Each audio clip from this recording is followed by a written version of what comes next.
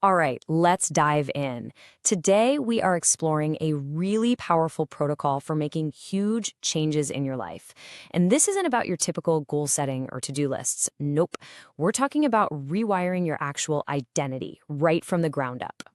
So let's just start with a feeling I think we can all relate to. That idea that New Year's resolutions are, well, kind of dumb. You know the drill. You get this massive burst of motivation, you go hard for maybe a few weeks, and then it just fizzles out. But why? Why does that always seem to happen? Well, the root of the problem is something the source material calls the resolution lie. See, we try to build these amazing new habits on top of what's basically a rotting foundation. We get obsessed with the actions we need to take, but we never, ever fix the underlying identity that created all our old habits to begin with. And that, right there, leads us to the fundamental shift in thinking for this whole thing: identity before action. Real lasting change doesn't come from forcing yourself to do new things. It comes from changing who you fundamentally are at your core so that all those new, better behaviors just become the natural, easy thing to do. Okay, so this slide breaks it down perfectly. You've got two kinds of change.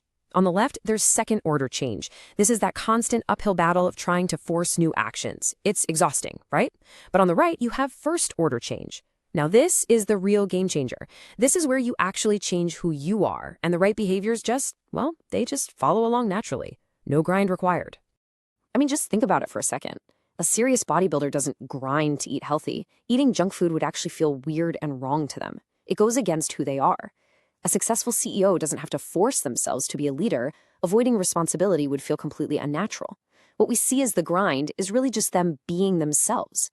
Their actions are just an expression of their identity, not a constant war against it.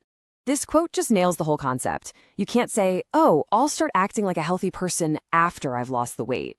It just doesn't work like that. It's backward. You have to adopt the identity and the lifestyle of that healthy person first, and then the weight loss just becomes this inevitable side effect. The lifestyle has to come before the result. Okay, so if this is the key, then why is it so incredibly hard? Why do we get so stuck? Well, it turns out every single one of us has these hidden saboteurs. These are unconscious goals that are secretly running the whole show from behind the scenes. And to really understand these saboteurs, we have to grasp this one concept: teleology. Now, it sounds all academic, but the idea is actually super simple and pretty profound. It just means that every single thing you do, consciously or unconsciously, is aimed at achieving some kind of goal. Everything, from scratching your nose to mindlessly scrolling on your phone, there's always a purpose behind it. And this is where it gets really, really interesting. That procrastination you beat yourself up for, it's not laziness. It's actually a brilliant strategy to achieve the goal of protecting yourself from being judged on your final work. And that dead-end job you hate, you're not staying there because you lack courage. You're staying because you're successfully achieving the goal of safety and predictability. Here's the tough pill to swallow. The reason you aren't where you want to be is because some part of you unconsciously doesn't want to be there. It's actively choosing the life you have right now. So how do these identities even get locked in? Well, it's this 6-step cycle. It all starts with a goal, whether you're aware of it or not.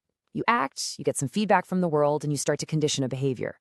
Over time, that behavior hardens into an identity statement. I am the kind of person who, and here, right here, is the most dangerous step of all. Number 6, we defend that identity no matter what, even if it's completely wrecking our lives.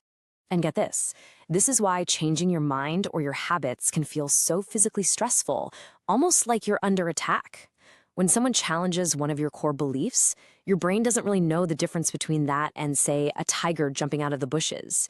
It triggers the exact same fight or flight response, which makes actually changing your mind incredibly difficult. Okay, so we've diagnosed the problem. We know all about identity, these unconscious goals, and why change is so hard. So now what? Well, now we get to the solution. And it's a comprehensive one-day protocol that's designed to completely shatter those old patterns and kickstart a brand new identity.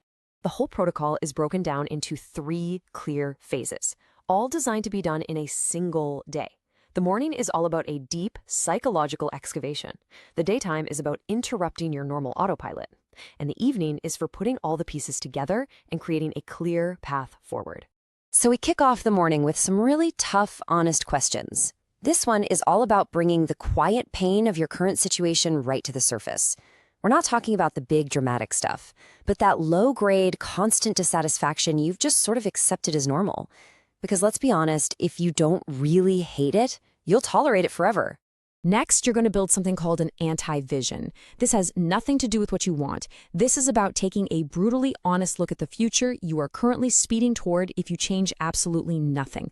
By making that future specific and real, down to an average Tuesday, you generate the raw emotional fuel you need to actually make a real change. Okay, after confronting all that negativity, we pivot. This question is so important because it forces you to stop thinking about what you need to do and start thinking about what you need to believe. Who is the person for whom your dream life is just normal? What do they believe about themselves, about the world? This, right here, is the seed of your new identity. Now, during the day, you actually set alarms on your phone with these questions.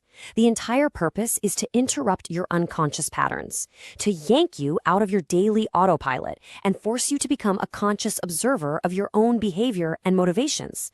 It's about catching yourself in the act, live, as it happens. Then, in the evening, it's time to synthesize. After a full day of digging deep and catching yourself in the act, this question asks you to put it all together. To finally stop blaming your circumstances and just name the true internal enemy, that core belief, that hidden pattern that's been running the show all along. And finally, you set your goals. But not as these rigid, far-off finish lines. Instead, you think of them as different points of view, or lenses.